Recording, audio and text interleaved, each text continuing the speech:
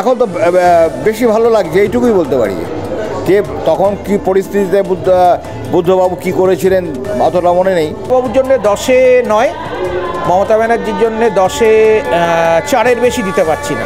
4 December মুখ্যমন্ত্রী মমতা বন্দ্যোপাধ্যায়ের হাত ধরে উদ্বোধন হয়েছে 30তম কলকাতা আন্তর্জাতিক চলচ্চিত্র উৎসবের।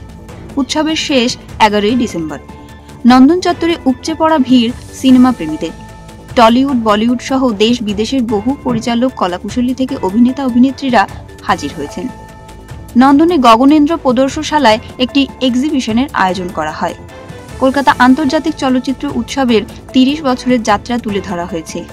30 বছরের চলচ্চিত্র উৎসবের বিভিন্ন মুহূর্তের ছবি দিয়ে সাজানো হয়েছে প্রদর্শনশালা। কলকাতা আন্তর্জাতিক চলচ্চিত্র উৎসব 1995 সালে যাত্রা শুরু হয়। এরপর জ্যোতি বসু, বুদ্ধদেব ভট্টাচার্য। 2011 সালে মুখ্যমন্ত্রী মমতা বন্দ্যোপাধ্যায় এই উৎসব জনসাধারণের জন্য উন্মুক্ত করে দেন।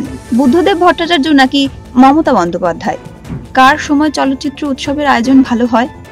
এই নিয়ে নানা মনি নানা মত দিয়েছেন। কলকাতা আন্তর্জাতিক চলচ্চিত্র উৎসব 24-এর আয়োজন কেমন? নম্বর দিলেন জনতা। সে ঠিক মনে নেই, তবে আসছি, প্রত্যেক বছরই আসি। লাস্ট 15 ইয়ার্স তো আসছি।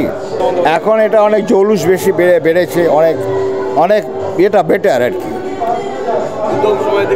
হ্যাঁ, তখন থেকে গানটা ম্যারমেডে ছিল, এটা অনেক বেশি উজ্জ্বল। পরিবর্তন ফিল্ম ফেস্টিভ্যাল খালি চাকচিক্যটা বেড়েছে, অনেক চাকচিক্য, ভিড় বেড়েছে, সব দেখছি। নন্দন চত্বরে খুব ভিড় দেখছি, এছাড়া আর কি আছে।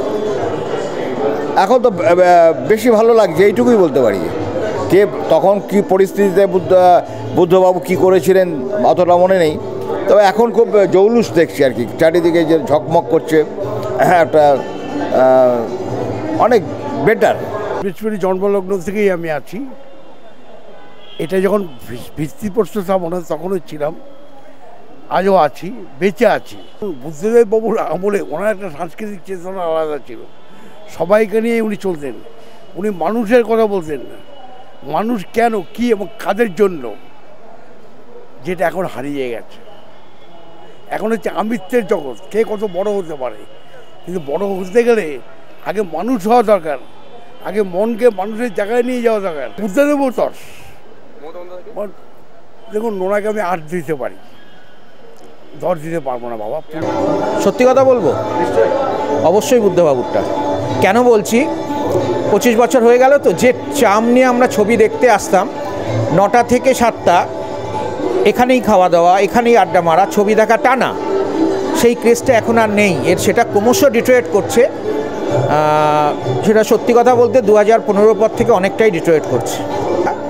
তো এটা আমার ব্যক্তিগত ধারণা। তখন যারা ছবি বাছতেন, সেই বাছার লোকের সংখ্যা, মানে লোকের সংখ্যা বলবো না, ঠিকঠাকভাবে বাছার সংখ্যা ছবি, সেটার বোধহয় খুব অনেকটাই ল্যাক আছে, অভাব আছে। গৌতম দাকে এই বছর খুব প্রমিনেন্টলি আনা হয়েছে। বাবুর জন্য 10-এ 9, মমতা ব্যানার্জির জন্য 10-এ 4-এর বেশি দিতে পারছি না। ক্যামেরায় রবি দত্তের সঙ্গে বিশ্বজিৎ হালদারের রিপোর্ট, ওঙ্কার বাংলা।